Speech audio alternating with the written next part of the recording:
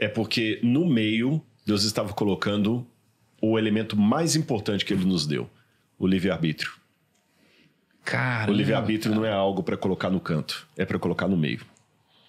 Caraca. Então ele poderia nos criar assim, autômatos. Robôs, vai me obedecer e adorar, acabou. Não, vocês podem escolher se querem me adorar ou não. E decidam a partir do que está ali no meio.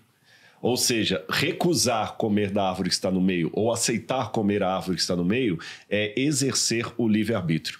E isso vale tanto para o Éden como para a nossa vida hoje. Caramba. No final das contas, por incrível que pareça, a maior parte dos problemas que nós enfrentamos foi por causa de decisões erradas que tomamos. E quando eu falo decisões, escolhas erradas que foram feitas.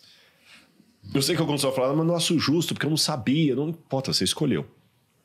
A nossa vida é uma cadeia de... Então devemos entender, gente, que a mais importante do que os seus pais, a criação que você teve, o mundo em que você vive, o governo que você tem, é que decisão você toma à medida de tudo isso. Que a decisão sempre está no meio. Olha, veja bem, Deus é um ser inatingível. Mas olha o paradoxo. Apesar de Deus ser um Deus todo-poderoso, ele assumiu um ponto vulnerável quando criou o ser humano. Deus pode ser rejeitado. Apesar de ser todo-poderoso, ele assumiu uma vulnerabilidade. Ele pode ser rejeitado. Porque se não puder ser rejeitado, vai ser difícil se você ser amado de verdade, né? Exatamente. Então Deus coloca isso e na vida pode olhar. Eu já fiz um exercício uma vez com um grupo de adolescentes que eu quero trazer isso para vocês aqui. Eu fiz uma brincadeira com eles que eu disse assim, olha, eu vou tirar dessa caixa aqui um objeto. E eu escolhi 2 ou 3 ali. Vocês vão contar uma história em 1 minuto. Só que a cada vez que eu tirar um objeto da caixa, você tem que incluir o objeto na história. E quem contar a melhor história vai ganhar um prêmio no final. Que eu não revelei qual era. Aí, cada um contava. Alguns eram mais engraçados, outros mais tímidos, mas todo mundo ria. Quando você estava contando, por exemplo, assim, como é que você fundou o Grupo Primo, aí daqui a pouco eu tiro da caixa um Darth Vader, né? Do Star Wars. Aí eu tava lá assistindo Star Wars no cinema e tudo e tal, aí tiro. Daqui a pouco eu tiro uma banana. Você tem que incluir. Foi muito engraçado. No final eu falei, pois é, eu vou dar uma surpresa para vocês aqui. Todas as histórias são válidas. E todo mundo vai ganhar o prêmio. Mas vocês vão aprender uma lição. Vocês não tinham controle sobre o que eu iria tirar da caixa. Por isso vocês ficavam assim tensos olhando para a caixa, o que vai sair dali, porque vocês não sabiam.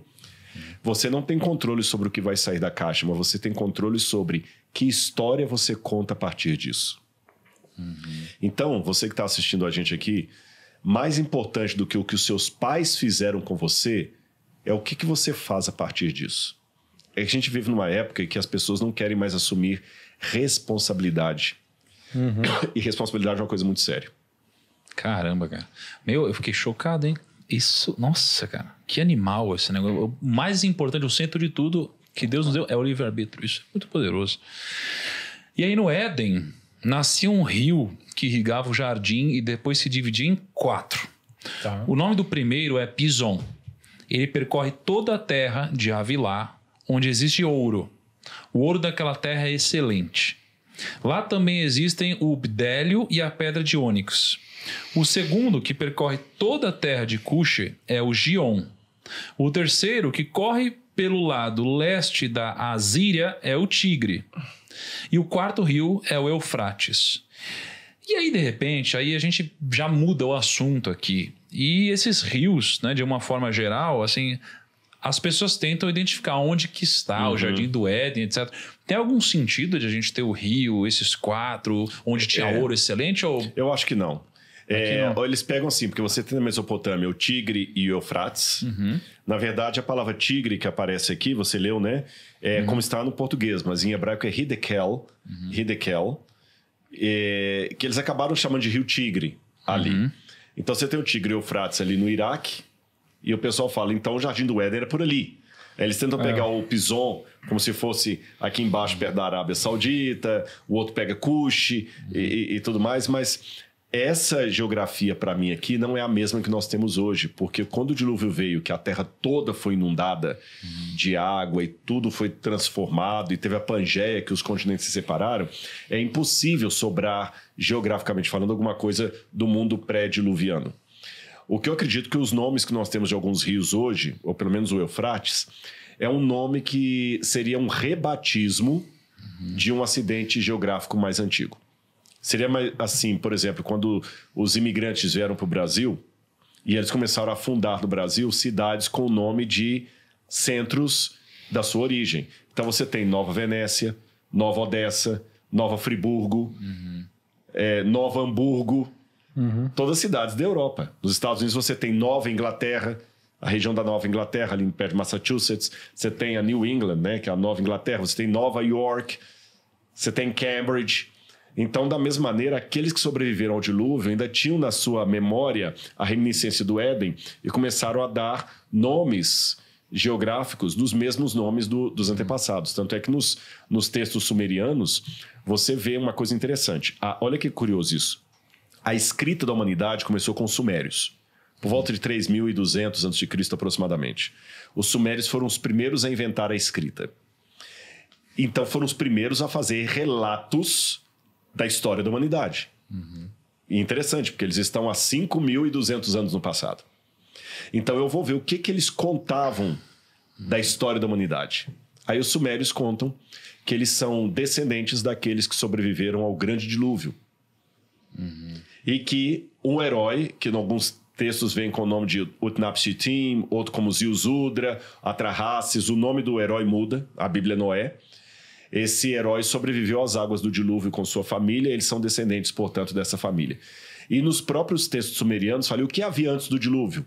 Havia um jardim paradisíaco chamado Edenu, que vem da mesma raiz da palavra Éden, Edenu.